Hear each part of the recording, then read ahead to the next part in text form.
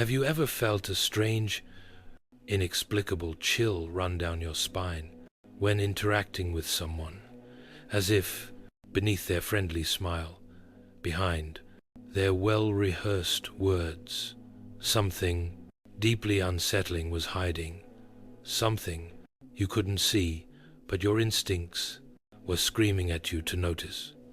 Carl Jung, one of the most insightful and visionary psychologists in human history, uncovered a deeply troubling psychological pattern during his decades of clinical work. He observed that there exists a silent warning, an invisible red flag that our conscious minds often overlook, but that our most primal instincts detect instantly.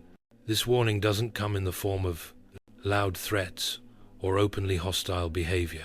It doesn't arrive with yelling or confrontation. On the contrary, it's far more subtle, and precisely because of that, far more dangerous. It whispers rather than shouts. It hides in the mind, shadows of politeness, charm, and false virtue. Long before Jung, ancient traditions and spiritual teachings warned of certain kinds of people whose presence felt off, whose behavior caused a quiet but unmistakable alarm in the soul. What our ancestors intuited, Jung was able to define with the language of science and psychology, and perhaps the most disturbing revelation is this: this silent signal of danger can come from people who seem completely normal, even charismatic. When you notice it, when you feel it in your bones, the only sane response is to step away immediately. This warning, this invisible danger, revolves around a psychological mechanism Jung called the projection of the shadow. He considered it one of the most dangerous forces in human relationships.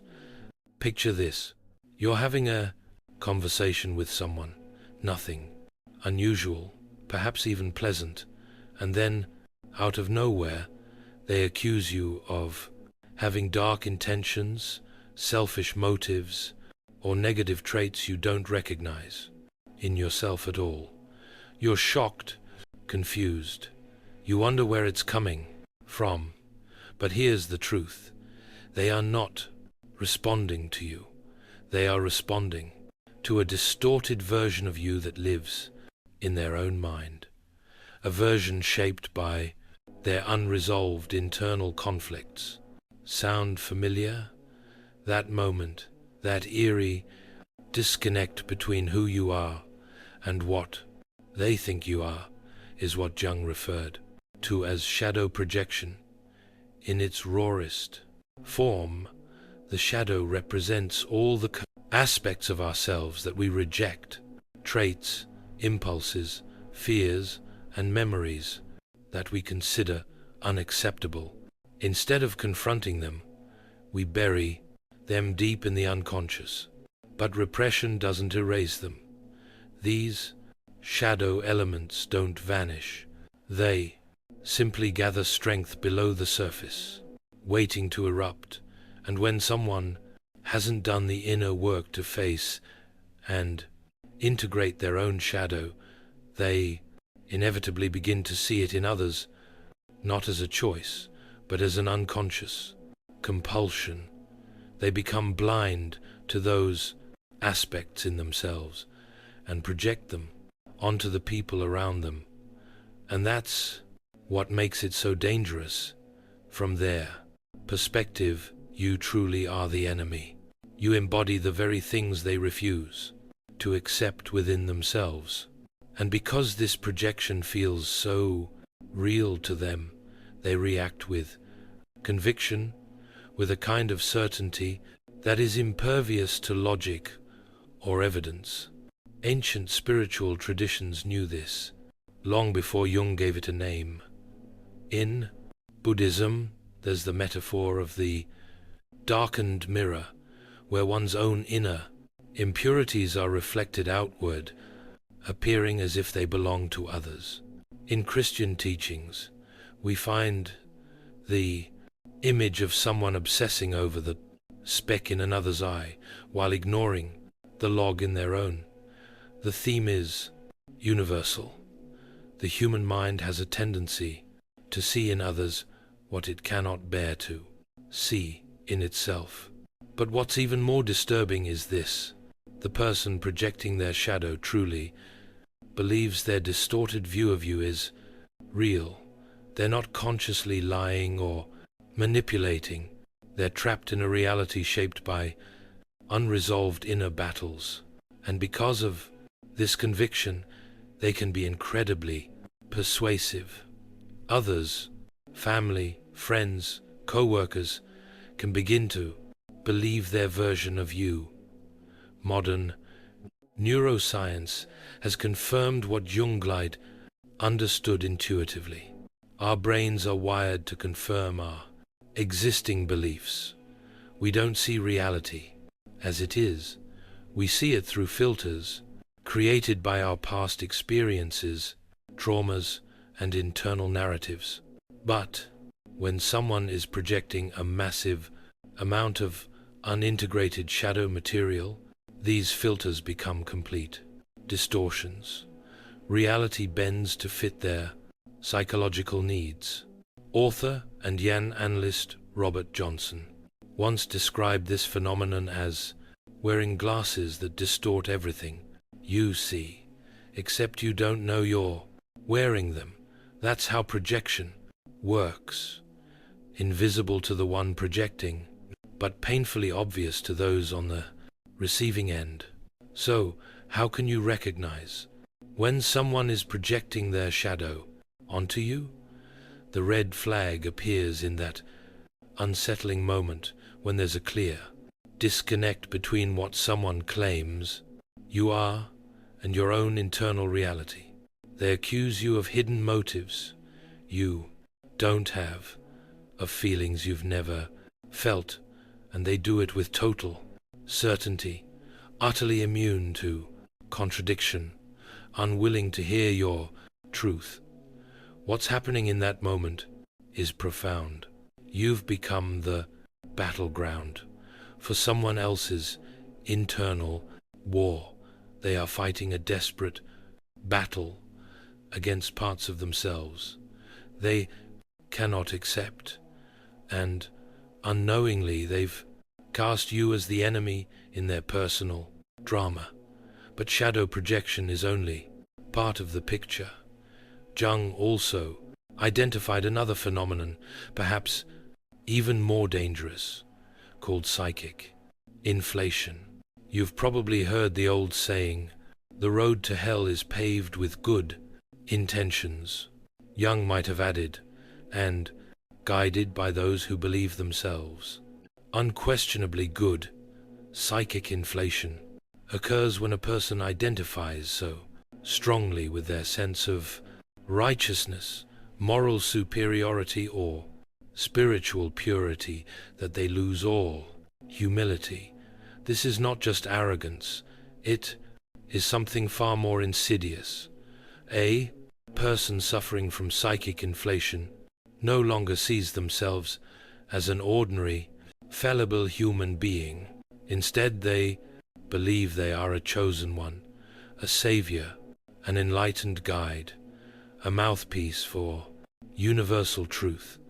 Their ego has merged with powerful unconscious forces, what Jung called archetypes, and they begin to see themselves not as individuals, but as cosmic agents. They don't have opinions, they deliver truths. They don't make mistakes. They are beyond reproach. This phenomenon has been warned about for centuries. The German mystic master Eckhart spoke of it as the most subtle trap on the spiritual path, the point where the seeker mistakes themselves for the divine. In Zen Buddhism, it's referred to as the Zen sickness, a delusion born from spiritual blight, pride. The Sufi mystics call it the veil, of light, even more dangerous than the veil of darkness because it's harder to see, harder to resist.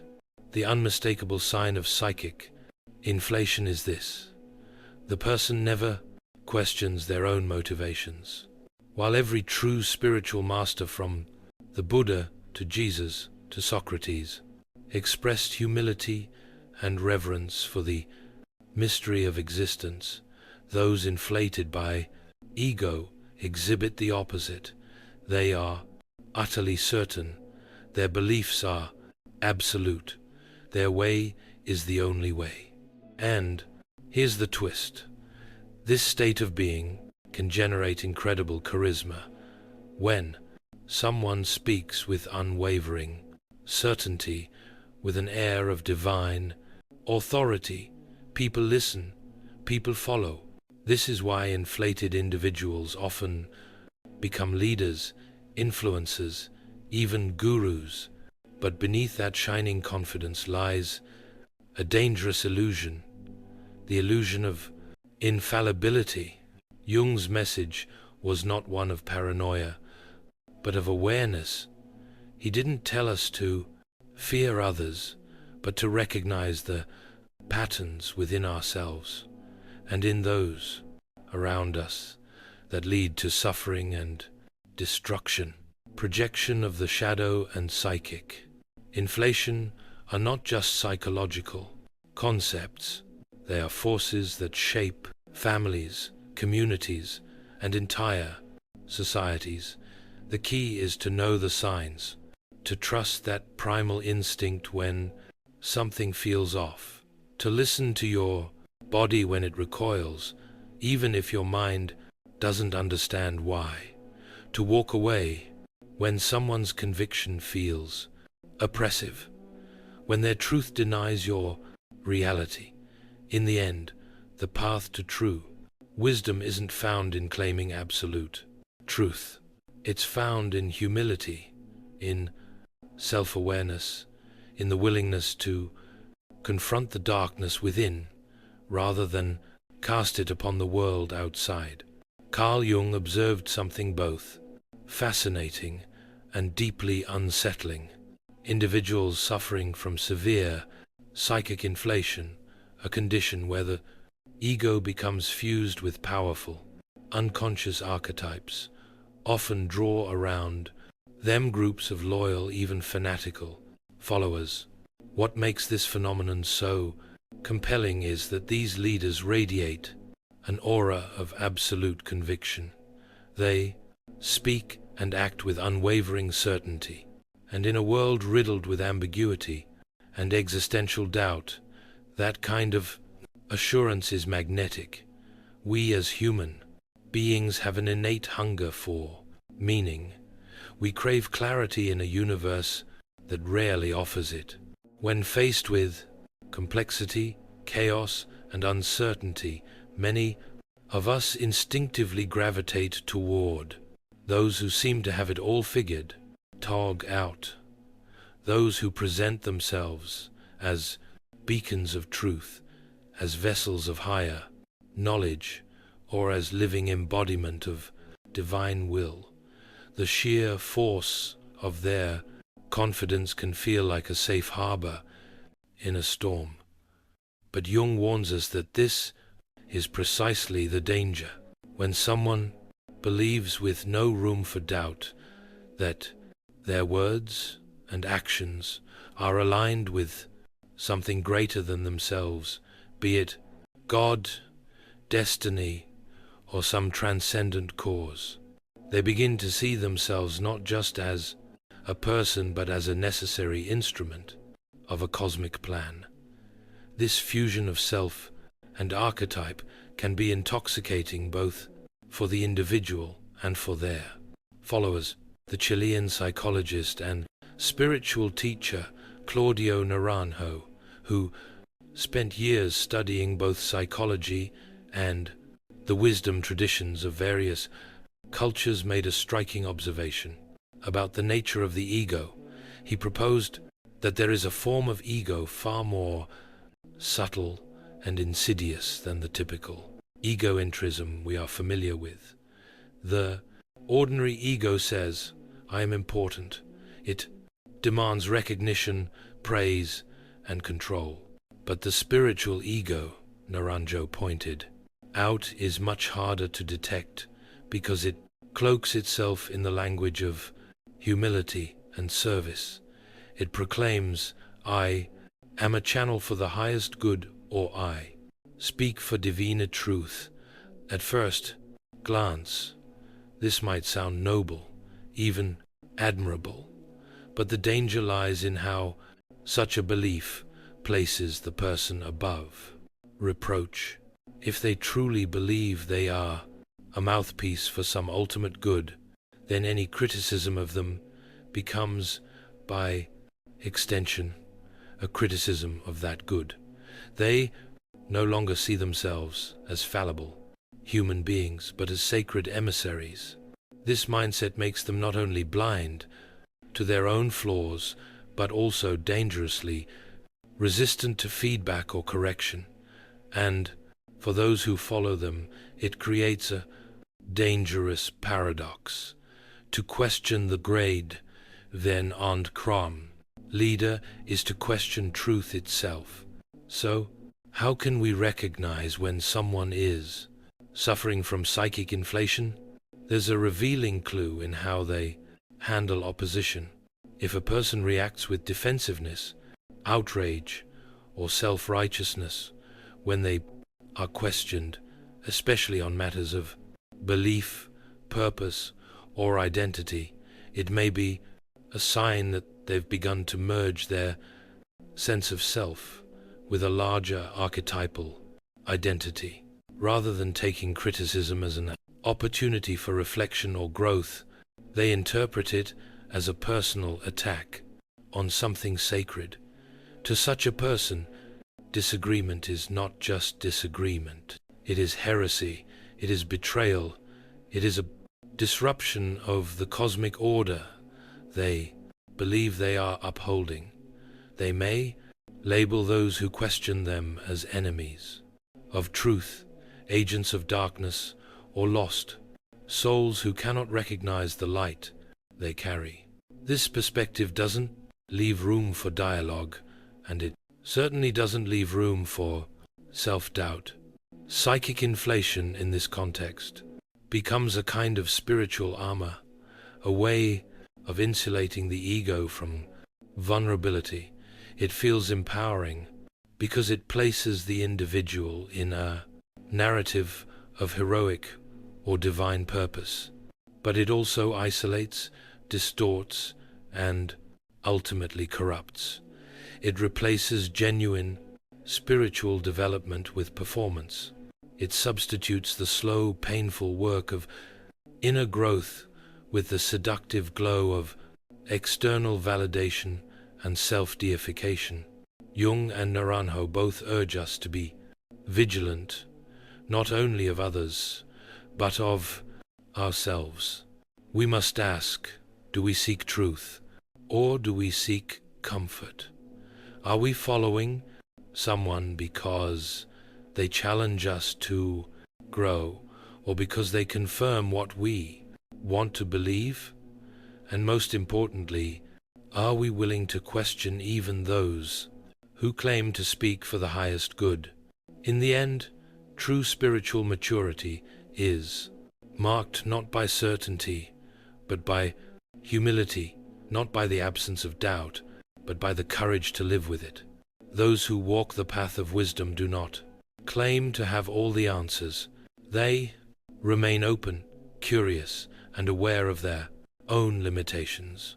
And perhaps it is this very humility, so often mistaken for weakness, that protects us from the dangerous illusions of inflation. Jung warned us of a psychological state that poses not only a threat to others, but more dangerously to the person who experiences it. When the small, limited ego becomes identified with transpersonal content forces much greater than itself, the psyche is subjected to unbearable pressure. This inflation, this swelling of self-importance or self-delusion, demands eventual compensation. The psyche cannot tolerate such imbalance forever. The more inflated the ego becomes, the more dramatic and painful the collapse will be. When repressed or denied aspects of the self force their way to the surface, it is like living inside a bubble made of illusions, an identity so fragile, so false, that its bursting becomes not just inevitable but catastrophic. At the heart of this condition lies the total identification with the persona, the social mask, the carefully constructed image presented to the world. Imagine someone who becomes not just adept at playing a role, but completely absorbed by it. Someone who has become the mask. What could be more unsettling than encountering a person who at every moment, in every interaction, mirrors back exactly what you expect? No surprises, no contradictions, no human flaws, just a flawless surface. Jung observed something profoundly disturbing in certain individuals, people whose social adaptation was so impeccably refined that it eradicated all rough edges, all inconsistencies, all spontaneity. They had become so perfectly social that they were no longer truly human. This mask, this persona, a term Jung borrowed from the ancient Greek theater, becomes not just a tool for interaction, but a warning sign. It is a red flag that our instincts often notice long before our conscious mind can articulate the reason behind our discomfort. Why is this total identification with the persona so dangerous? Because it signals a complete dissociation between one's outer image and the true inner self. The person in pursuit of social approval has sacrificed their own authenticity. They have built such a convincing facade that even they have forgotten what lies beneath it. It's not just a performance anymore. It becomes their reality. The poet Fernando Pessoa expressed this danger with remarkable clarity. The danger is not in wearing a mask. The danger is in forgetting that you are wearing one. This insight, though poetic, resonates with ancient contemplative traditions. In Zen Buddhism, there is a concept of the original face that existed before birth, the pure, unconstructed self, free from societal layers. Taoist masters also warned of the risks of polishing the surface so obsessively that the substance beneath erodes. Jung, in his work, simply translated these timeless insights into the vocabulary of modern psychology. The warning signs are subtle but deeply felt. Have you ever interacted with someone whose behavior is technically perfect, always polite, always saying the right thing, always smiling in the right way, and yet something about them feels off? This person knows exactly how to act, which words to use, what expressions to show, and yet it all lacks the spontaneity and beautiful unpredictability that make us human. It's as though you're speaking not with a person but with a performance. James Hollis, a Jungian analyst, remarked that such flawless social adaptation often hints at an equally vast emptiness within. Neuroscience supports this idea. Our brains contain what are called mirror neurons, a system that picks up on subtle inconsistencies between what a person says, how they look, and what their body communicates. These neurons give rise to that inexplicable feeling that something isn't quite right. It's not always logical.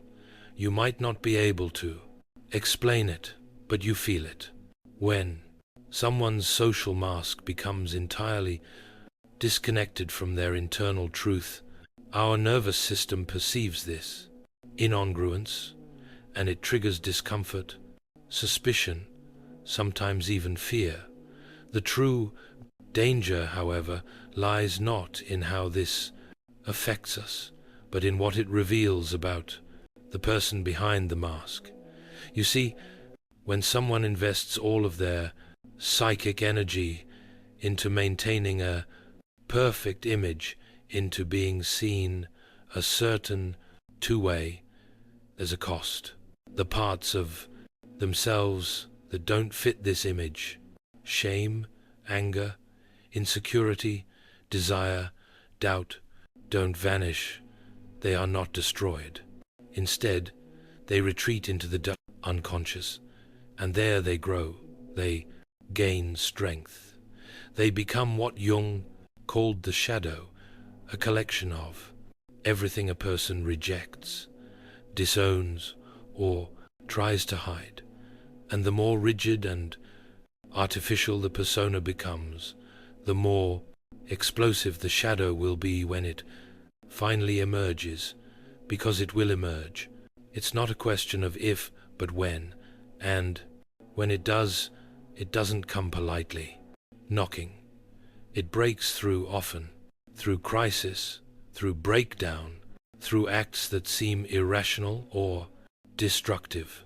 The person who once seemed perfectly composed might suddenly act in ways that are shocking, unpredictable, even dangerous.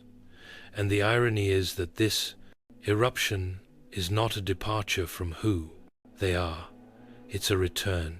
It's what was always there, waiting in the dark. This is why Jung emphasized the importance of inner integration, of not clinging too tightly to the persona, of not confusing our public identity with our true self, because authenticity doesn't mean being flawless. It means being whole. To be human is to be complex, contradictory, imperfect, and evolving. The more we deny this, the more we risk becoming hollow, inhabiting a beautiful mask that hides an inner vacuum. And so the lesson here is not to discard the persona entirely. After all, we need it. It helps us function in society, but we must remain conscious that it is just one part of us, not the whole. We must remember that behind every smile, every performance, every carefully curated image, there must be a living soul, a self that breathes, a heart that feels, a mind that questions, a being that dares to be real. And only when we reclaim that truth, when we allow the mask to be a tool and not a prison, can we begin the journey toward true psychological freedom. Louise von France, a close collaborator of Carl Gustav Jung and one of the foremost interpreters of his psychological theories, once made a compelling observation. Those who appear to be perfectly adapted to society, who seem to effortlessly conform to social norms and expectations, often harbor within themselves a shadow that is tightly repressed, compressed, like a spring, under immense tension. At first glance, these individuals may seem ideal, calm, polite, composed, successful, admirable, even. Yet according to von France, this apparent perfection masks a dangerous instability. Sooner or later, the repressed aspects of the personality, the shadow, burst forth in unpredictable and often destructive ways. These eruptions are not minor emotional outbursts, but deep psychological disturbances that seem to emerge out of nowhere, taking everyone, including the person themselves, by surprise. This psychological dynamic helps us understand why those who appear to be the most flawless, the most morally upright, or the most socially integrated can sometimes engage in acts of shocking violence, betrayal, or breakdown. Their flawless surface is maintained at the cost of disowning the darker, more instinctual parts of their psyche. But the psyche, Jung insisted, is not something one can trick or silence forever. What is denied internally will find its way to the surface, often through compulsive behavior, dreams, projections, or sudden transformations in character. Jung emphasized that the complete identification with the social mask, the persona, is a profound betrayal of the deeper self, the true center of psychological wholeness. To Jung, the self is not the ego or the roles we play, but the totality of the conscious and unconscious psyche, the full expression of who we are meant to become. When someone becomes overly attached to their persona, prioritizing how they are perceived by society over the inner truth of their being, they essentially abandon their authentic individuality. This abandonment, Jung believed, always comes with a psychological cost. The person may achieve social success, but they pay for it with inner emptiness, disorientation, or worse, fragmentation. In extreme cases, this inner rupture leads to what Jung called archetypal possession, a disturbing psychological phenomenon in which a person becomes overtaken by a force from the collective unconscious. Imagine you're talking to someone and mid-conversation you begin to sense something has shifted, something subtle yet deeply unsettling. They look the same. Their voice may still sound familiar, but there's a strange intensity in their eyes, an unusual stillness or certainty in their demeanor, as though another presence, something ancient, powerful, and impersonal, has started to speak through them.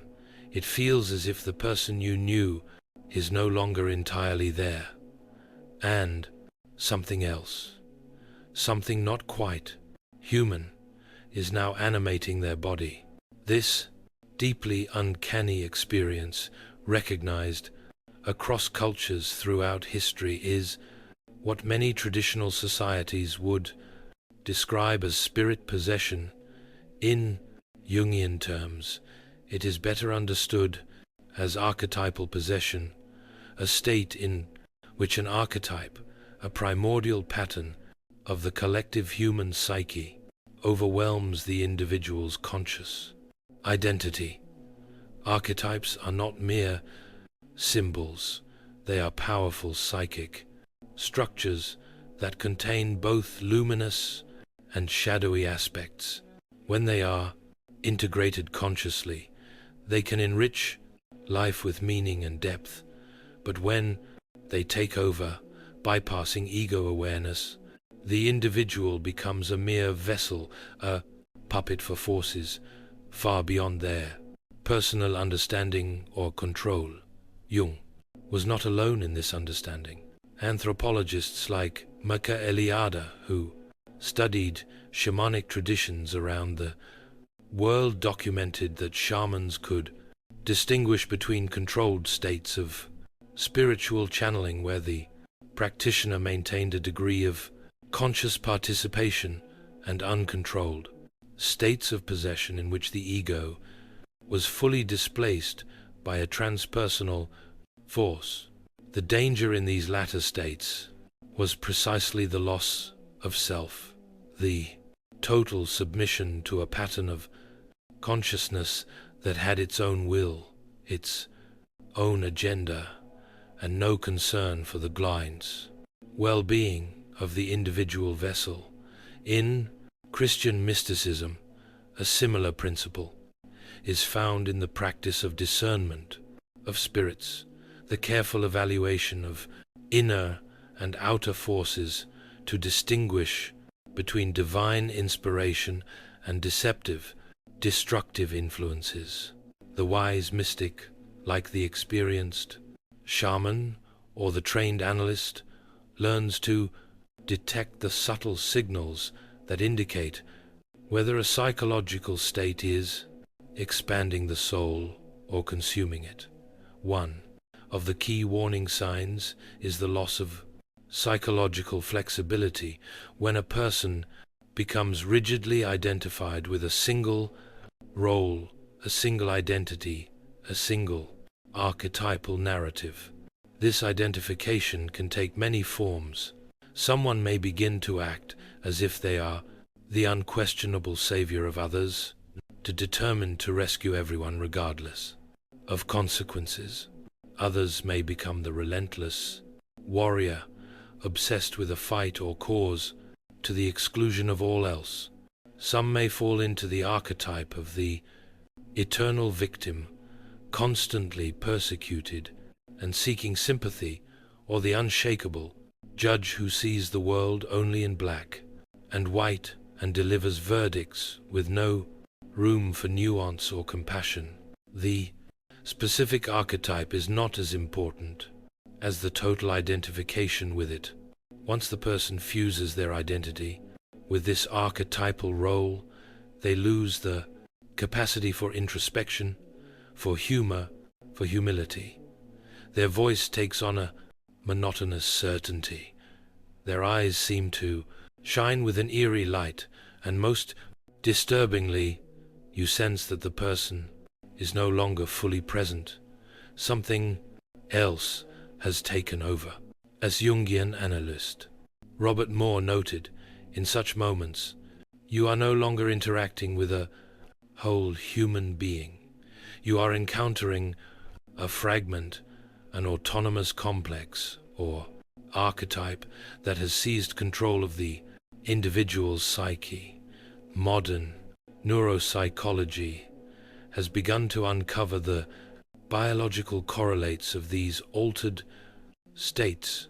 In certain moments of trance, religious ecstasy, or psychosis, the brain's default mode network, which is associated with the sense of self, shows reduced activity, while regions involved in mystical and transpersonal experiences light up with intensity.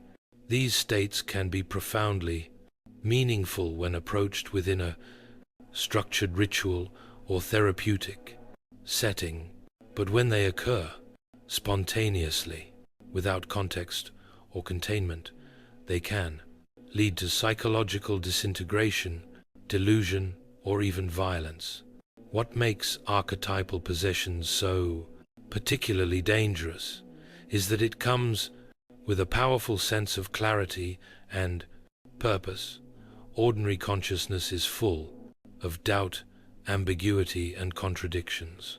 But when someone is under the influence of an archetype, those doubts vanish. They speak and act with absolute conviction. They feel guided by a higher purpose. This certainty can be dangerously persuasive, drawing others into their narrative and amplifying the influence of the archetype even further.